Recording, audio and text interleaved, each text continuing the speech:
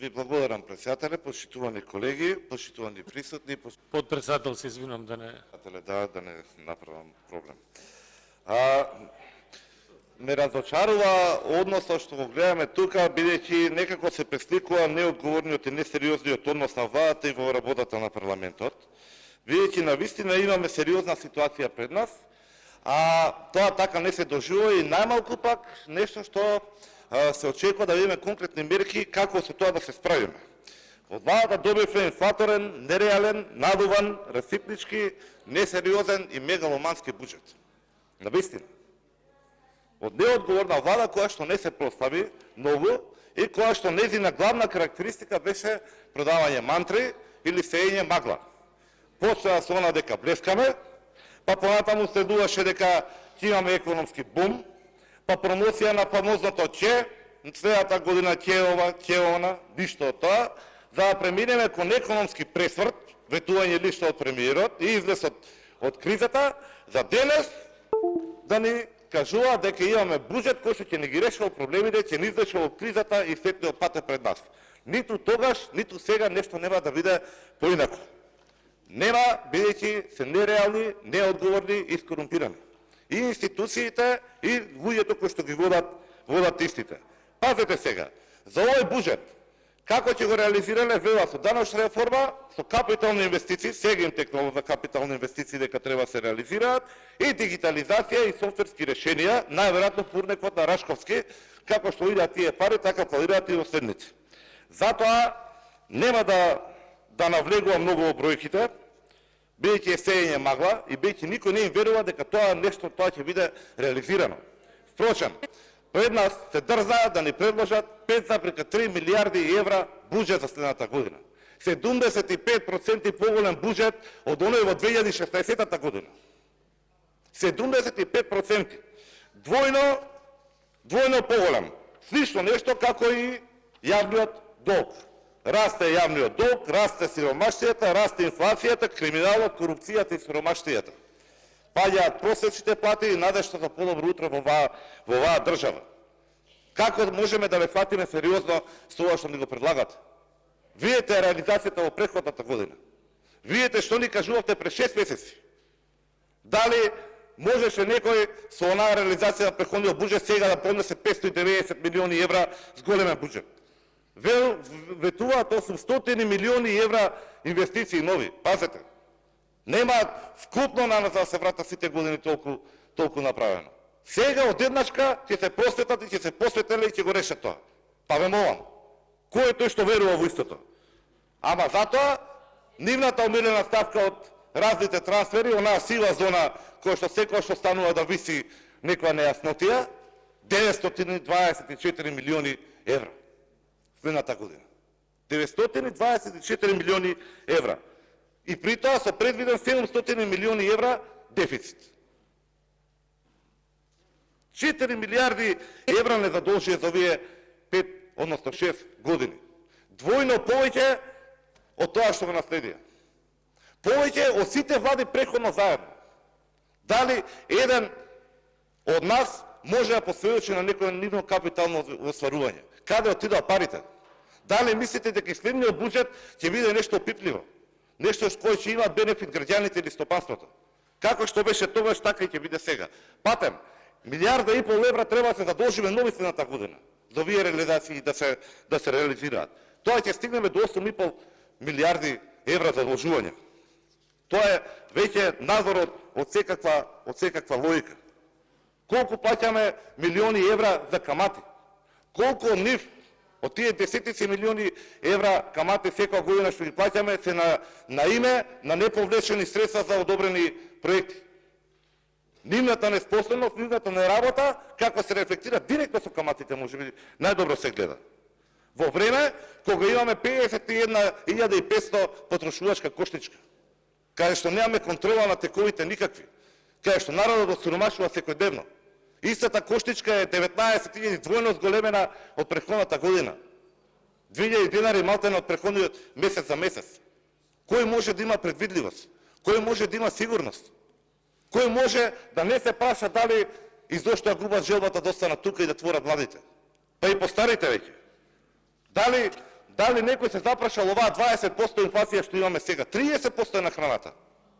Луѓето кога искачат од маркетите за сметките, искачат со изрази на лицата фацијални како да искачат од оние познати куќи на стравот. И нема надеж, бидејќи овој буџет инфлаторен. Владата планира да се ја држи и нема намера ниту да стабилизира инфлацијата, ниту пак да го подобри стандардот, ниту пак да го стабилизира јавниот долг. И понатаму ќе се задолжуваме, и понатаму ќе плаќаме поскапо, и понатаму народот ќе биде посиромашен, а владата има повеќе пари за трошење. Таков е буџетот. Сега што го добиваме. 30% на храната, 30% мора лесе и зголемувањето на струјата, кумулативно, се разбира. И сега повторно не чека после нова година уштедно. Молевме за тоа. Не го покачувајте ДДВ-то, нека остане на 5%. Народот и така тешко живее. Кога веќе ја спомнавме струјата, имаме историски најниски производствени квоти. Милион пришини се изнаслушаве, многу кав ги имавме меѓу себе. Од тоа дека капацитетите ни се толку, до тоа таква ни оставите ситуацијата не може повеќе се произведува. 2 дни потоа искача првиот човек на енергетиката во држава и вели сега ќе го зголемиме производството. Ги наместија колегите да тврдат нешто што не е точно. И оваа година кога тврдат дека ќе оправат работата, предвиделе 8 милиони евра само за развој на енергетската инфраструктура. Со што? Ама затоа 924 милиона за разни трансфери. Може би премиерот со неговата фирма на сопругата уствари ќе го реши проблемот со купопродажбена струја. И не е проблем фирмата. Еве ќе го прифатиме тоа, иако е нонсенс, студени интереси. Проблемот е што вам енергетскиот сектор не ви произведува струја, а таа што ја купувате преку некоја фирма блиска до вас, ја купуваме по премногу скапи цени. И струјата, и горивата, проверете со Народна банка како не ги стопија резервите. Разликите во цени, нашиот неодговорен однос и немање начин како да ги разработиме сите капацитети. Не спомнувам веќе ни трафостаници, ни трансформатори, ниту нивното лажење што беше. Ама затоа 152 милиона плюс од казна. 6,8% изголемување. Има народот, имаат фирмите, ќе цицаме до бескрај. 1,28 милиарди евра од ДДВ. Уште еден доказ дека инфлацијата ќе трае. Нема ниту еден макроекономски показател кој што укажува дека ќе биде подобра ситуацијата, дека би можело ДДВ-то да биде по некој друг осем врзостов на зголемени цени прибирана. И конечно за јавниот долг испушти приеска да го напоменам. Кога збориме, донесове закон за буџетирање. 60% не сме да надмине ништо. Уште првата година по носењето на законот проектирано 64,4%. Затоа и со право на оваа влада не веруваат граѓаните, не веруваат синдикатите, не веруваат фирмите, не верува ММФ, не си веруваат и самите себе си дека ова што овдека се дава пред нас дека ќе биде реализирано и дека ќе има некаков ефект. Сите знаат дека оваа влада лаже, дека не работи, дека не исполнува, дека манипулира, дека окраде или го сиромашува народот и фирмите, како сакате. Својот народ. Дека го уништува стопанството. Еве следет ќе почнеме. За лажењето можеме до бескрај да збориме. Ја ќе се уватам на еден од главните макроекономски показатели. На растот. Што треба да посочиме повеќе? Сега велат 2,9. Пред само 5 месеци, мислам дека уште стои на страницата на Министерството на финансии 4,6 велеата годинава. Во услови кога никој не им предвидуваше толку. Во услови кога Народна банка прв во историјата даде двојно предвидување. Демек оптимистичко и реално или песимистичко, како сакате. 1,8. Како да ви се верува? Како да се верува? Кој да направи проекција? За какви исполнувања говориме? ММФ денеска ја намали од 3,2 она на вистина оптимистичка на 2,7. Што се промени толку многу? И тие не ви веруваат. Биеќе ги излажавте. Ги лажевте цела година. 8 месеци се мислеше ММФ дали да го одобри последниот кредит. 8 месеци. Од бараните 900 милиони се сведовме на 200 со услови. Со услови да се воведат блок тарифите на струјата, да се направи даношната реформа и уште серија на посетни работи. И од големата даночна реформа што добивме? Само нов начин за прибирање нараш, бидејќи 590 милиони евра е поголем буџетот оваа година од минатата. Како сакате можете го наречите, како ви е полесно да се изразиме. Дали ќе прошируваме основата, дали ќе се намалувале субвенции или нешто слично, тие пари ќе се извлечат од стопанството и од граѓаните. Тоа ќе биде дополнителен товар со кој што секој ќе мора да се справи како знае и умее. Секој сам, бидејќи државата сигурно нема му помогне. Државата се сфокусирана на други работи. Бидејќи државата, идеме до вториот момент, не работи и не исполнува. Немаат ниту капацитет, ниту намера. Еве ќе одиме со нивните податоци. Еве во последниот извештај го укажав и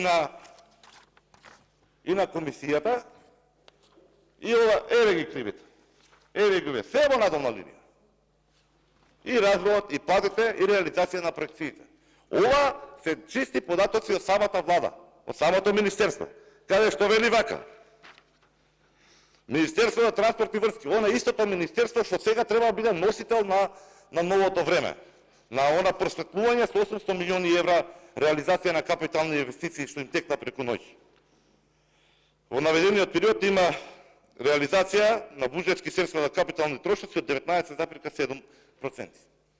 Еве, дајте ми, ве молам, најсубјективно или најобјективно мислење, како мислите вие?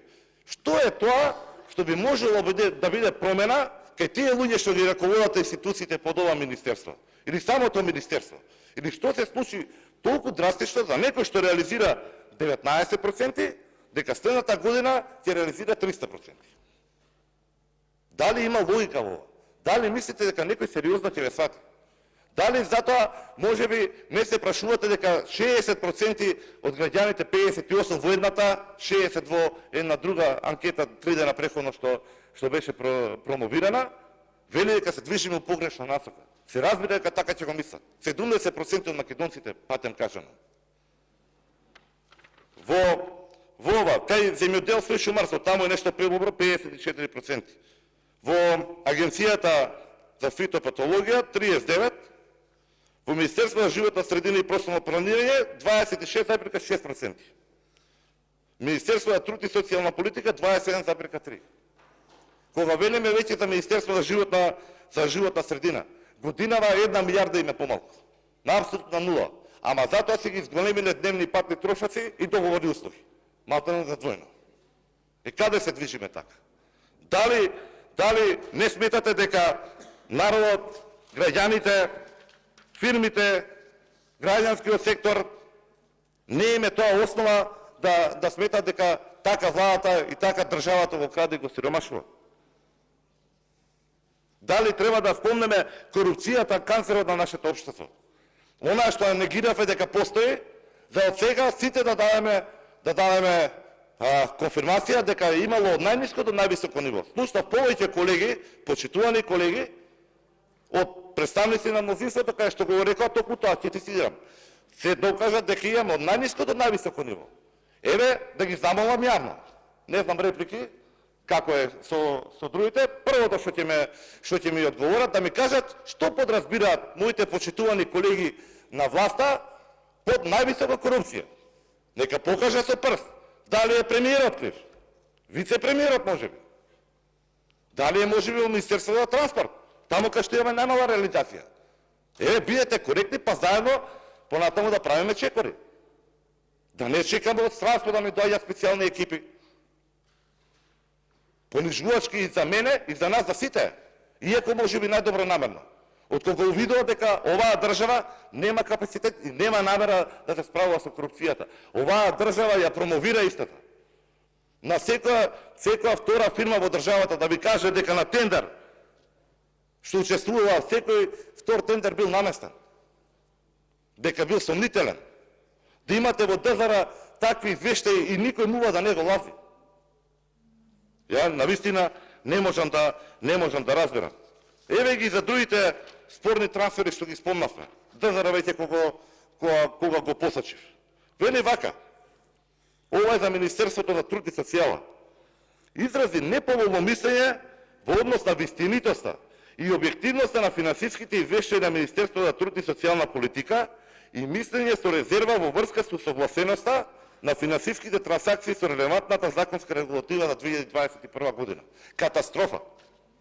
Еве, јас ви велам, било кој, знаеме, не, колешке, вие многу добро знаете. Не може полошо мислење да биде. И мене ми е непријатно. Не е така. Ова е полошо од негативното. Ќе го викнеме директорот на ДЗР, ќе објасни овдека. Ќе го викнеме. Еве, ви ветувам дека првата прилика ќе го побараме и да каже разликата. Зошто е тоа во однос на вистинитост на финансиските извештаи? Резервираност. Имаме уште многу работи на кои што можеме да се посочиме. Но факт е тоа дека државата не ни функционира. Не можеме да кажеме дека ние мислиме на народ, ние мислиме на стопанството, а при тоа во образование, во енергетска ефикасна рехабилитација студентски домови се кратат 45%. А овдека слушаме дискусии цело време дека ние мислиме на се. 5,3 милиарди евра буџета треба да има за сите. Буквално за сите. Двојно поголем буџет него тој што бил 2016 година. А при тоа имате простор овдека да дискутираме дали имало потреба од ова да било изградено или од она. Ги имам јас тука некаде и самите графикони и останаме таму. Еве.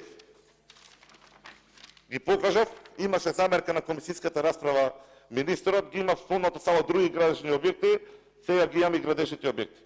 Јасна дискрепанца помеѓу времето на ВМРО и времето на СДСМ и ДУИ. Двојно или повеќе. Интенцијата е таа. Не можете да му уверите дека сега ќе имаме пресор преку ноќ и дека оваа власт ќе има капацитет, желба и намера да ги реализира капиталните инвестиции. Повторно ќе ни се сведе на она што го имавме пред недела дена. И тоа се репетира од овие најавени капитални инвестиции, ако не на ребалансот, понатаму со пренамената на средства, повторно ќе отидат во непродуктивни трошоци или во разни трансфери. Еве, бидете искрени и чести, кажете ми дека нема да биде така. Кој е тој што ќе потврди дека нема да биде така? Има пратеничко прашање пред неколку месеци директно до Министерството за финансии. Дали стоите на проекцијата за раст? И тогаш знаевме дека не ниту бија преходно, ниту пак сега ќе бидат реализирани. Затоа народот не верува. Затоа народот нема доверба. И упорно укажува на кои сегменти се најпотребни, каде гори, каде владата треба да се фокусира, каде се бараат решенија, тие се ги насочени на сосема друга страна. Како со сила да сака да ја уништат држава. Не знам зошто. Ова е национална катастрофа што ни се случува. Вие имате 60% тотално незадоволни од државата. Тука веќе нема партии. Тука има мака. Подеднакво голема и за оној лево и за оној десно. И да го прехрани семејството, и да го образува, и да му обезбеди иднина. Иднина што се помалку луѓе ја гледаат во оваа држава. Ви благодарам.